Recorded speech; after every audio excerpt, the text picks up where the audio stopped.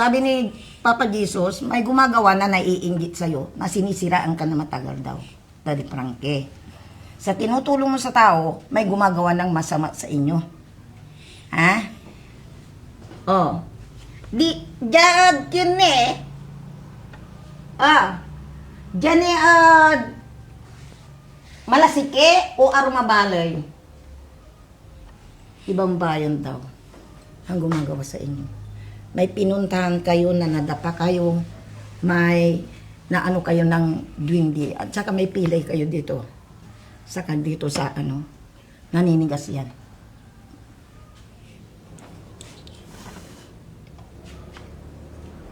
Oh, anong masasabi niyo dyan?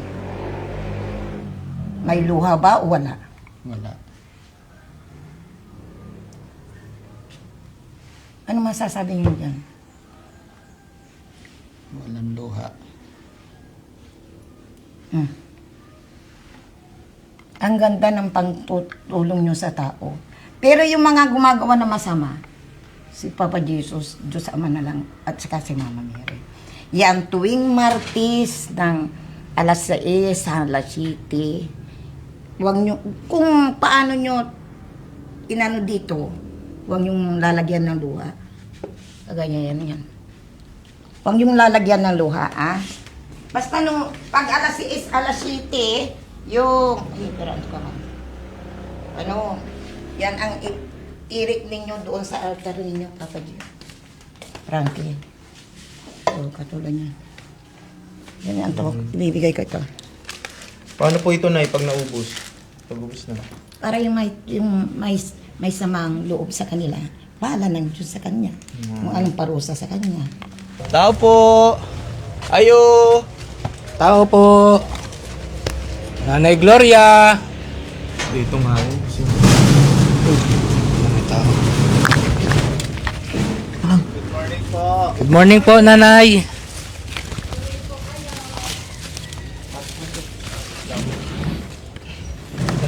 Dep, ito yung sinasabi ng mga kapitbahay dito, no? Na pero yung nagdadasal-dasal para doon sa may mga karamdaman. Nay, magandang araw po! Magandang umaga. Ano po? Daddy Frankie. Hello po. Iba niyo yung pinilas mo. Okay lang po. Okay lang. Sige na. Pasok niyo na lang. Okay lang po, okay lang. Na? Nay, good morning po. Good morning. Nandito po kami ngayong araw kasi balak po sana namin ipagamot si Daddy Frankie. Kasi yun nga po, ilang araw na po siyang nag-chill, masama pakiramdam. Kaya nagbaka sakali po kami dito na baka mapagal. Balita po namin, marami po kayong napapagaling. Oo. Nung bago ako maggamot, bata pa ako. Yung gamagapang pa ako. Tapos, hanggang ngayon, mag-64 na ako sa July 23. Tuloy-tuloy yan. Tapos nung nag-isang taon ako nung Mayo, nalaglag ako sa tricycle sa kalsada. Buhay pa ako hanggang ngayon. Bigay ng Diyos. Katulad ni Daddy Frankie, pinapanalangin ko kay Diyos Ama, kay Papa Jesus, kay Mama Mary. Hindi ko sila binibitawan. Dahil nung nagamot si Madam, nakita ko na yung tulong nyo sa tao. Na bigay ng Diyos yun. Yung tutulong kayo sa tao na hindi kayo mang-aapi, Daddy Frankie. Ganon yung mag-asawa. Talagang tuloy-tuloy nyo yan. Kasi yan ang binigay ni Diyos Ama, na tutulong kayo sa tao. Kasi maraming nag-aapi na sana nung nakapag-aral ako, Daddy Frankie, kukuha ako ng abogada. Ngayon, ang 12 kaming magkakapatid, pinaampun ako ng nanay dahil sa mamang ko. Doon ako nag-umpisa. Gumagapang ako. Nung bata pa ako talagang nanggagamot na diretso.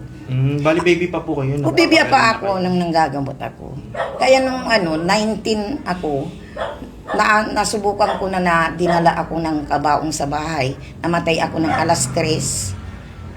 Alas 12 ng gabi. Alas 3, ibabalsa mo na ako. Kaya salamat sa Diyos, kay Diyos Ama, na ako'y binigyan ng ganito. Hindi ako nagpapabayad, Daddy Frankie. Maski na anong hirap, magbigay sila, hindi, wala sa akin. Yan mo yung ginagawa ko, Daddy Frankie. Ako pang nagmamarmol ito, lahat dito sa bahay. Sige po nanay, before anything else po nay, pwede po bang matignan Daddy niyo po Frankie, si Daddy ako? Frankie? Ito, yung tatlo na kandila, papahawak ko sa iyo.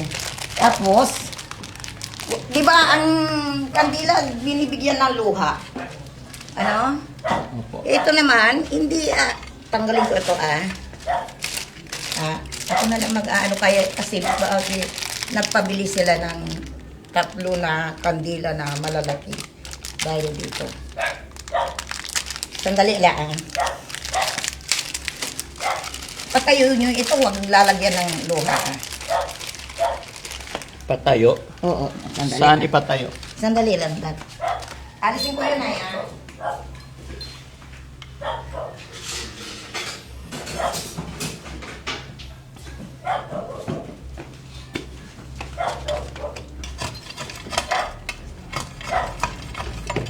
Kasi nanalala niya ako pag nagsisindi ako ng kandila kasi ito talagang nagbilagro ng dito sa bahay. Mapalad ang Pangasinan. At saka si Presidente Marcos, yun ang pinapanalangin ko. Lahat ng luko-luko, yan ang ginagawa ko na hindi ko naman sila inaano. Katulad ni Duterte, akong tinaralangin ko yun kasi maraming pinatay na tao. Sandali lang,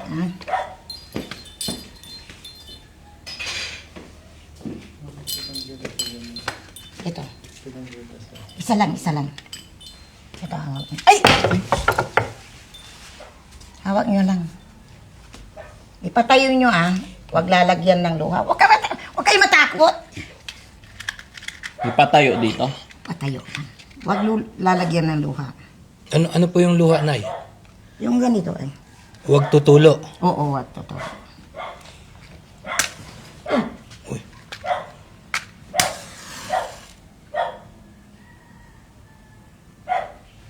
Patayo lang,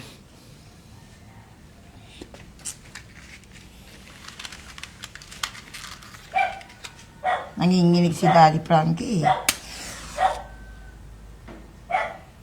Ay gumagawa ng masama. Sige lang.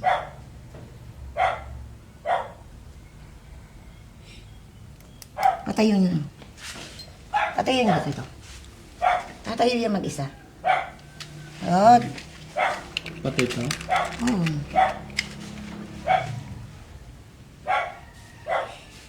Huwag kayo matakot, Daddy Frankie. Nanginginig. Alam ko yan. Actually, yung panginginig niya na yan, nay, sa ano din po niya yan. Ilang araw na po talagang nanginginig yan siya.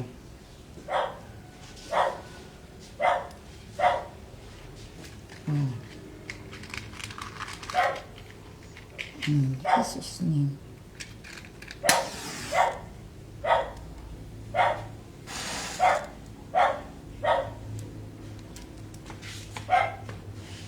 Oh.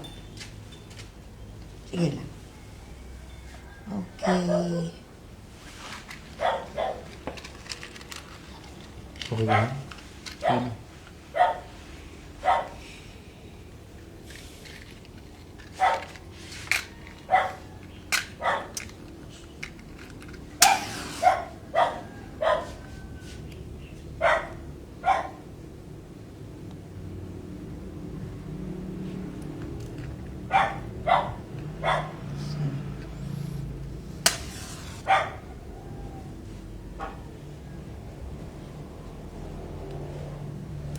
Dito.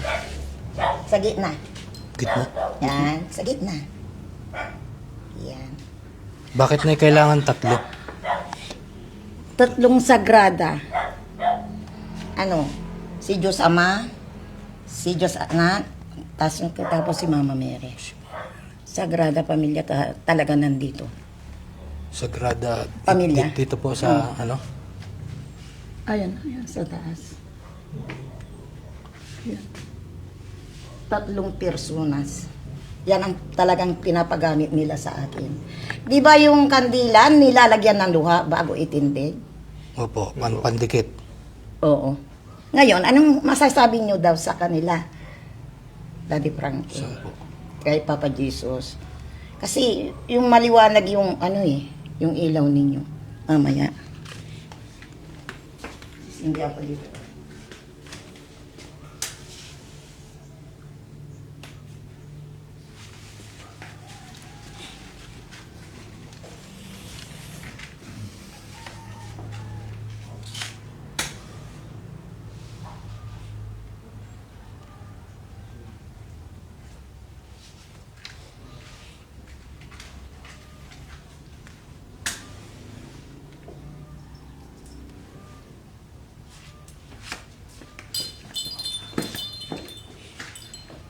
Papatayin ko ito kasi yung magandang pupuntahan ng tinutulong nyo sa tao.